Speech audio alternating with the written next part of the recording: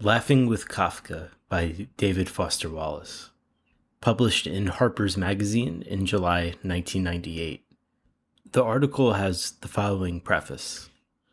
From a speech given by David Foster Wallace in March at Metamorphosis, A New Kafka, a symposium sponsored by the PEN American Center in New York City to celebrate the publication of a new translation of The Castle by Schocken Books.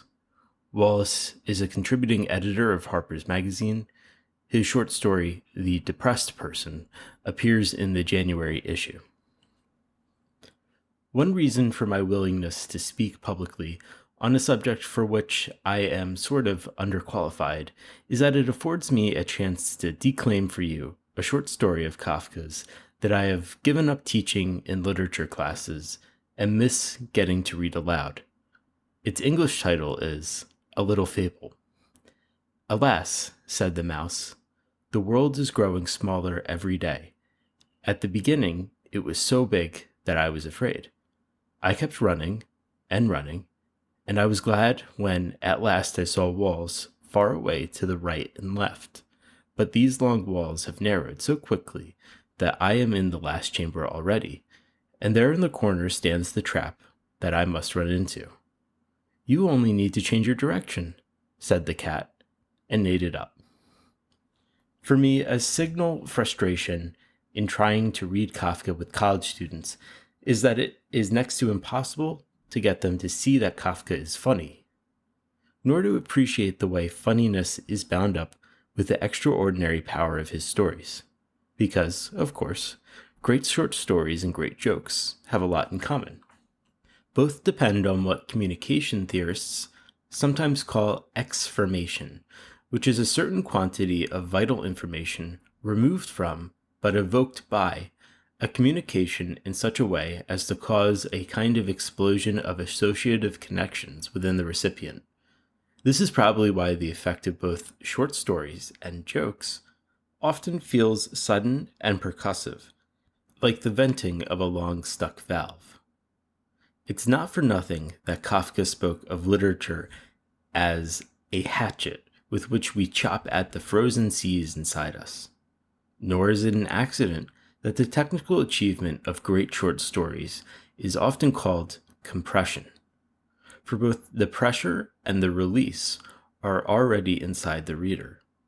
What Kafka seems able to do better than just about anyone else is to orchestrate the pressure's increase in such a way that it becomes intolerable at the precise instant it is released.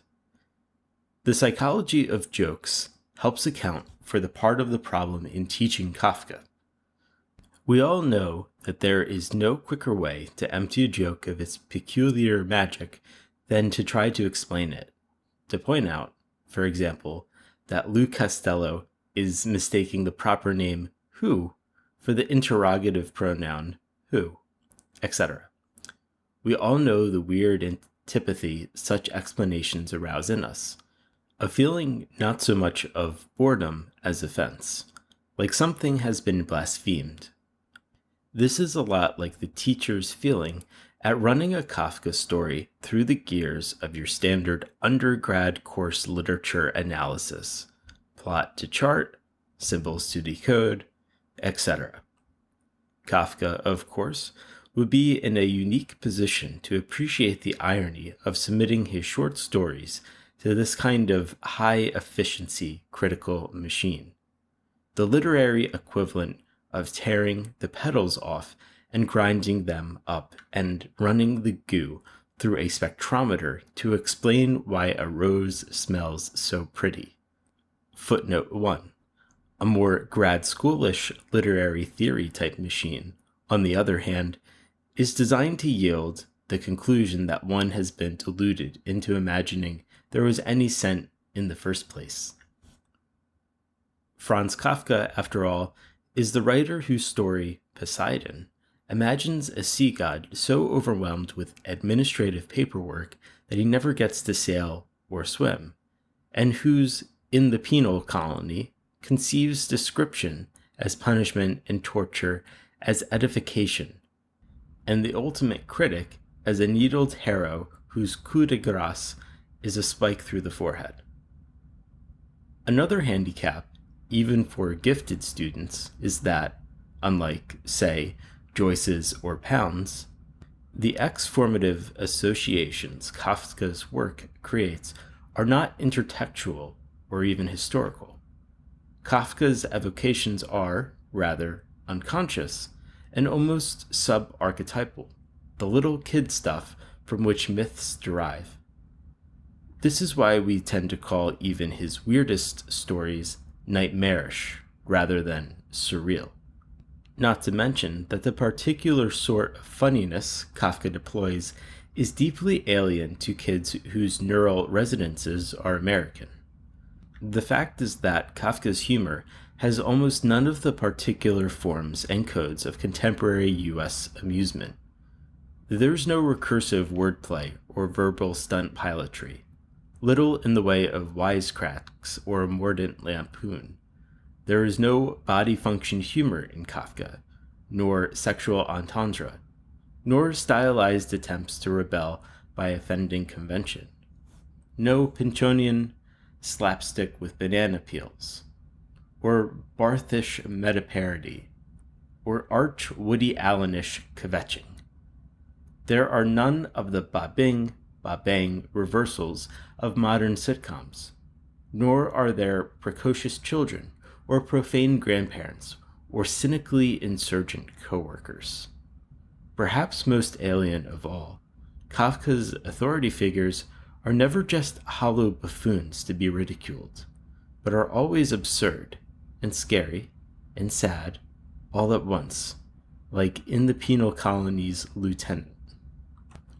My point is that his wit is too subtle for US students. In fact, the only halfway effective strategy I've come up with for exploring Kafka's funniness in class involves suggesting to students that much of his humor is actually sort of unsubtle, or rather, anti-subtle. The claim is that Kafka's funniness depends on some kind of radical literalization of truths we tend to treat as metaphorical. I opine to them that some of our deepest and most profound collective intuitions seem to be expressible only as figures of speech. That's why we call these figures of speech expressions.